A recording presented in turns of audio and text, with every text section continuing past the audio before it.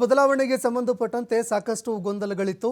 ಈ ಎಲ್ಲ ಗೊಂದಲಗಳಿಗೆ ಸಿಎಂ ಅವರು ಇವತ್ತು ತೆರೆ ಎಳೆದಿದ್ದಾರೆ. ನಾಯಕತ್ವ ಬದಲಾವಣೆ ಸಿಎಂ ಸಿದ್ದರಾಮಯ್ಯ ಅವರು ಅಲ್ಲಗಳೆದಿದ್ದಾರೆ. 5 ವರ್ಷವೂ ನಾನೇ ಮುಖ್ಯಮಂತ್ರಿ ಅಂತ ಸಿಎಂ ಅವರು ಸ್ಪಷ್ಟೀಕರಣ ಕೊಟ್ಟಿದ್ದಾರೆ. ನಾನೇ ಮುಖ್ಯಮಂತ್ರಿಯಾಗಿ ಮುಂದುವರಿತೀನಿ ಅಂತ ಸಿಎಂ ಅವರು ಹೇಳಿದ್ದಾರೆ.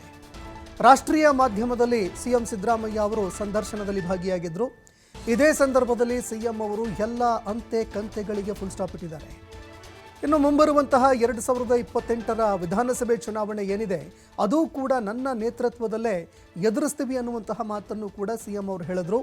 5 ವರ್ಷವೂ ನಾನೇ ಮುಖ್ಯಮಂತ್ರಿಯಾಗಿ ಮುಂದುವರಿತೀನಿ, ಅದೇ ರೀತಿಯಾಗಿ ಮುಂದಿನ ಚುನಾವಣೆಯನ್ನು ಕೂಡ ನನ್ನ ನೇತೃತ್ವದಲ್ಲೇ ನಾವು ಎದುರಿಸ್ತೀವಿ.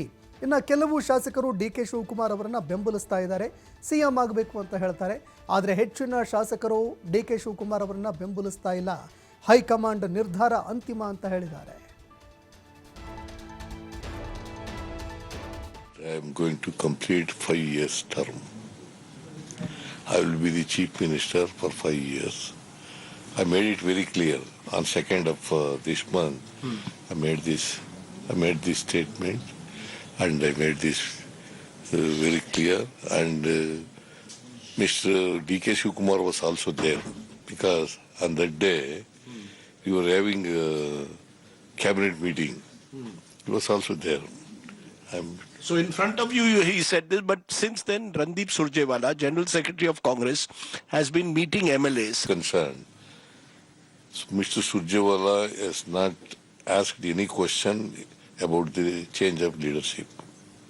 But some MLAs have openly spoken about it. ಈ ಬಗ್ಗೆ ಮತ್ತಷ್ಟು ಮಾಹಿತಿ ಕೊಡ್ತಾರೆ ಪ್ರತಿನಿಧಿ ಶಿವಕುಮಾರ್ ಜೋಹಳ್ಳಿ, ನೇರ ಸಂಪರ್ಕದಲ್ಲಿ ಜಾಯ್ನ್ ಆಗಿದ್ದಾರೆ. ಶಿವಕುಮಾರ್, ಕ್ರಾಂತಿ ಆಗುತ್ತೆ ಮತ್ತೊಂದು ಮಗದೊಂದು ಅಂತ ಏನೇನೆಲ್ಲ ಅಂತೆ ಕಂತೆಗಳು ಚರ್ಚೆ ಆಗ್ತಾ ಇತ್ತು, ಎಲ್ಲದಕ್ಕೂ ಸಿಎಂ ಸಿದ್ದರಾಮಯ್ಯ ಅವರು ಎಲ್ಲೋ ಒಂದೆಡೆ ಫುಲ್ ಸ್ಟಾಪ್ ಇಟ್ಟರು ಅಂತ ಕಾಣಿಸ್ತಾ ಇದೆ. ಇದನ್ನು ಯಾವ ರೀತಿಯಾಗಿ ಪರಿಗಣಿಸಬಹುದು ನಾವು? ಯಾಕಂದರೆ ಒಂದೆಡೆ ಸುರ್ಜೇವಾಲಾ ಅವರು 1-to-1 ಮೀಟಿಂಗ್ ಮಾಡ್ತಾ ಇದ್ದಾರೆ, ಸಾಕಷ್ಟು ಗೊಂದಲಗಳಿದೆ, ನಾಯಕತ್ವ ಬದಲಾವಣೆ ಮತ್ತೊಂದು ಮಗದೊಂದು ಅಂತ.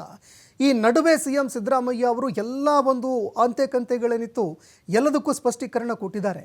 ಅವರು ಏನೇನೆಲ್ಲ ಮಾತನಾಡಿದ್ರು, ಅದೇ ರೀತಿಯಾಗಿ ಈ ಒಂದು ಪ್ರಸ್ತುತ ಸಂದರ್ಭದಲ್ಲಿ ಯಾವ ರೀತಿಯಾಗಿ ಇದನ್ನು ನಾವು ನೋಡಬಹುದು ಅಂತ.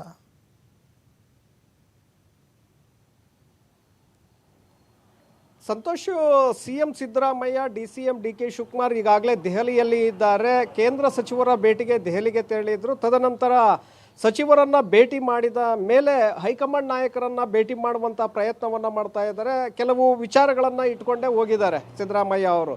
ಒಂದು ಕಡೆ 4 ವಿಧಾನ ಪರಿಷತ್ ಕ್ಷೇತ್ರಗಳಿಗೆ ಅಭ್ಯರ್ಥಿಗಳನ್ನು ಆಯ್ಕೆ ಮಾಡೋದಿರ್ಬೋದು, ನಿಗಮ ಮಂಡಳಿ ಅಧ್ಯಕ್ಷ ಸ್ಥಾನ, ಹಾಗೆ ನಿರ್ದೇಶಕರ ಸ್ಥಾನಗಳನ್ನು ಭರ್ತಿ ಮಾಡಬೇಕು, ರಾಹುಲ್ ಗಾಂಧಿಯವರ ಒಪ್ಪಿಗೆಯನ್ನು ಪಡಿಬೇಕು ಅಂತೇಳಿ ದೆಹಲಿಯಲ್ಲಿ ರಾಹುಲ್ ಗಾಂಧಿ ಅವರಿಗೆ ಕಾದು ಕುಳಿತಿದ್ದಾರೆ. ರಾಹುಲ್ ಗಾಂಧಿ ಅವರು ಪಾಟ್ನಾಕ್ಕೆ ಹೋಗಿರುವ ಹಿನ್ನೆಲೆಯಲ್ಲಿ ಈಗಷ್ಟೇ ಅವರು ದೆಹಲಿಗೆ ವಾಪಸ್ಸಾಗಿದ್ದಾರೆ ಅನ್ನುವಂಥ ಮಾಹಿತಿಗಳು ಬರ್ತಾ ಇದೆ. ಈಗ ಸಂಜೆ ರಾಹುಲ್ ಗಾಂಧಿ ಅವರನ್ನು ಭೇಟಿ ಮಾಡಬಹುದು, ಪ್ರತ್ಯೇಕ ಸಭೆಗೆ ಸಿದ್ದರಾಮಯ್ಯ ಅವರು ಕೇಳಿದ್ದಾರೆ. ಸೊ ಈಗ ಸಿದ್ದರಾಮಯ್ಯ ಅವರು ಕರ್ನಾಟಕ ಭವನದಲ್ಲಿ ಸುದ್ದಿಗೋಷ್ಠಿಯನ್ನು ಮಾಡಿದ್ದಾರೆ. ಸುದ್ದಿಗೋಷ್ಠಿಯಲ್ಲಿ ಬಹಳ ಸ್ಪಷ್ಟವಾಗಿ ಹೇಳಿಕೆಯನ್ನು ಕೊಟ್ಟಿದ್ದಾರೆ. ಮೊನ್ನೆಯಷ್ಟೇ ಅವರು 5 ವರ್ಷಗಳ ಕಾಲ ನಾನೇ ಮುಖ್ಯಮಂತ್ರಿಯಾಗಿ ಮುಂದುವರಿತೇನೆ ಅನ್ನುವಂಥ ಮಾತನ್ನು ಬಹಳ ಸ್ಪಷ್ಟವಾಗಿ ಹೇಳಿದರು.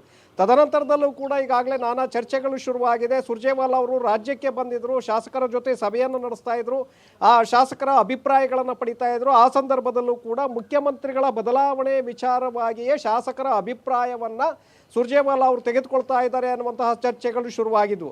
ಅದಕ್ಕೆ ಪೂರಕವಾಗಿ ಈಗ ಸಿದ್ದರಾಮಯ್ಯ ಅವರು ಮತ್ತೆ ತಮ್ಮ ಹೇಳಿಕೆಯನ್ನು ಬಹಳ ಸ್ಪಷ್ಟವಾಗಿ ಹೇಳಿದ್ದಾರೆ. 5 ವರ್ಷಗಳ ಕಾಲ ನಾನೇ ಮುಖ್ಯಮಂತ್ರಿಯಾಗಿ ಇರ್ತೇನೆ, ಯಾರೂ ಕೂಡ ಬರೋದಿಲ್ಲ. ಡಿ.ಕೆ. ಶಿವಕುಮಾರ್ ಕೂಡ ಇದನ್ನೇ ಹೇಳಿದ್ದಾರೆ. ಮುಖ್ಯಮಂತ್ರಿ ಹುದ್ದೆ ಈಗ ಖಾಲಿ ಇಲ್ಲ ಅನ್ನುವಂಥದ್ದನ್ನು ಅವರು ಕೂಡ ಬಹಳ ಸ್ಪಷ್ಟವಾಗಿ ಹೇಳಿದ್ದಾರೆ. ಈ ವಿಚಾರದ ಬಗ್ಗೆ ಪದೇ ಪದೇ ನೀವು ಯಾಕೆ ಚರ್ಚೆಯನ್ನು ಮಾಡ್ತಾ ಇದ್ದೀರಿ? ಮಾಧ್ಯಮಗಳಲ್ಲಿ ಇದು ಚರ್ಚೆ ಆಗ್ತಾ ಇದೆ ಬಿಟ್ಟರೆ ಎಲ್ಲೂ ಕೂಡ ಇದರ ಬಗ್ಗೆ ಗಂಭೀರವಾಗಿ ಹೈಕಮಾಂಡ್ ಆಗಲಿ ಅಥವಾ ಶಾಸಕರಾಗಲಿ ಸಿದ್ದರಾಮಯ್ಯ ಅವರನ್ನು ಬದಲಾವಣೆ ಮಾಡಬೇಕು ಅನ್ನುವಂಥ ಮಾತನ್ನು ಎಲ್ಲೂ ಕೂಡ ಹೇಳಿಲ್ಲ. ಸುರ್ಜೇವಾಲಾ ಅವರ ಸಭೆ ನಡೀತಾ ಇರಬಹುದು, ಅವರ ಸಭೆ ಸಂದರ್ಭದಲ್ಲಿ ಕೆಲವು ಶಾಸಕರು ಡಿ.ಕೆ. ಶಿವಕುಮಾರ್ ಅವರು ಮುಖ್ಯಮಂತ್ರಿ ಆಗಲಿ ಅನ್ನುವಂಥ ಅಭಿಪ್ರಾಯವನ್ನು ಅವರು ವೈಯಕ್ತಿಕವಾಗಿ ಹೇಳಿರ್ಬೋದು.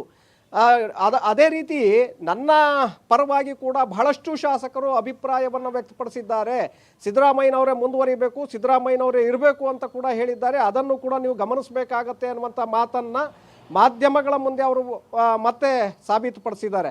ಸೊ ಇದನ್ನ ಗಮನಿಸಿದಾಗ ಸಿದ್ದರಾಮಯ್ಯ ಅವರು ಈಗ ಏನು 2.5 ವರ್ಷಗಳ ಕಾಲ ಡಿ ಕೆ ಶಿವಕುಮಾರ್ 2.5 ವರ್ಷಗಳ ಕಾಲ ಸಿದ್ದರಾಮಯ್ಯ ಅವರು ಇರ್ತಾರೆ. ಸಿದ್ದರಾಮಯ್ಯ ಅವರೀಗ ಅವಧಿ ಮುಗಿತಾ ಬರ್ತಾ ಇದೆ. ಡಿಸೆಂಬರ್ನಲ್ಲಿ ರಾಜಣ್ಣ ಅವರು ಕೂಡ ಸೆಪ್ಟೆಂಬರ್ನಲ್ಲಿ ಕ್ರಾಂತಿ ಆಗುತ್ತೆ ಅನ್ನುವಂಥ ಹೇಳಿಕೆಯನ್ನು ಕೊಟ್ಟಿದ್ದಾರೆ. ಆ ಕಾರಣಕ್ಕೆ ಸಿದ್ದರಾಮಯ್ಯ ಅವರ ಬದಲಾವಣೆ ಆಗಬಹುದು.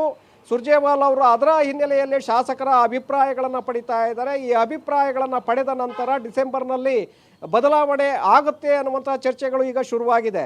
ಇದನ್ನ ನೋಡಿ ಸಿದ್ದರಾಮಯ್ಯ ಇಲ್ಲಿ ಬಹಳ ಸ್ಪಷ್ಟವಾಗಿ ಹೇಳಿದಂತೆ ಕಾಣಿಸ್ತಾ ಇದೆ. 5 ವರ್ಷಗಳ ಕಾಲ ನಾನೇ ಇರ್ತೇನೆ, ಯಾರು ಕೂಡ ಬರೋದಿಲ್ಲ ಅನ್ನುವಂಥ ಮಾತನ್ನ ಬಹಳ ಸ್ಪಷ್ಟವಾಗಿ ಹೇಳಿದೆ.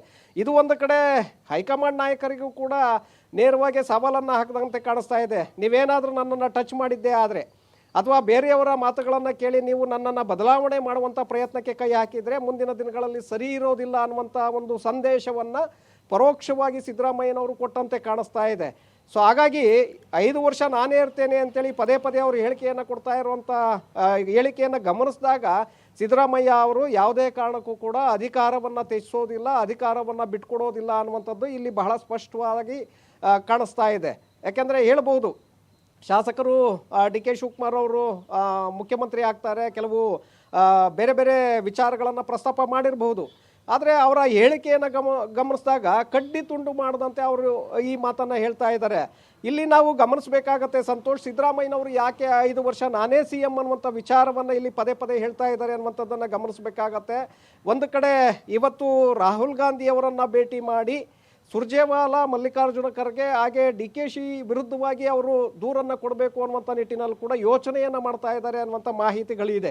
ಯಾಕೆಂದರೆ ಈ ರೀತಿಯಾಗಿ ಶಾಸಕರನ್ನು ಎತ್ತಿಕಟ್ಟಿ ಸಿದ್ದರಾಮಯ್ಯನವರು ಕೆಳಗಿಳಿತಾರೆ, ಬೇರೆಯವರಿಗೆ ಅವಕಾಶವನ್ನು ಮಾಡಿಕೊಡ್ತಾರೆ ಅನ್ನುವಂಥ ವಿಚಾರವನ್ನು ಮಾಧ್ಯಮಗಳ ಮುಂದೆ ಇವತ್ತು ಮಾಡ್ತಾ ಇದ್ದಾರೆ. ಇದರ ಹಿಂದೆ ಇವರು ನಿಂತಿದ್ದಾರೆ, ಪರೋಕ್ಷವಾಗಿ ಸಹಕಾರವನ್ನು ಕೊಡ್ತಾ ಇದ್ದಾರೆ ಅನ್ನುವಂಥದ್ದು ಸಿದ್ದರಾಮಯ್ಯ ಅವರ ಗಮನಕ್ಕೆ ಹೋದಂತೆ ಕಾಣಿಸ್ತಾ ಇದೆ. ಹಾಗಾಗಿ ರಾಹುಲ್ ಗಾಂಧಿ ಅವರ ಪ್ರತ್ಯೇಕ ಭೇಟಿಯನ್ನು ಕೇಳಿರುವಂಥದ್ದು ಇದೇ ವಿಚಾರವಾಗಿ.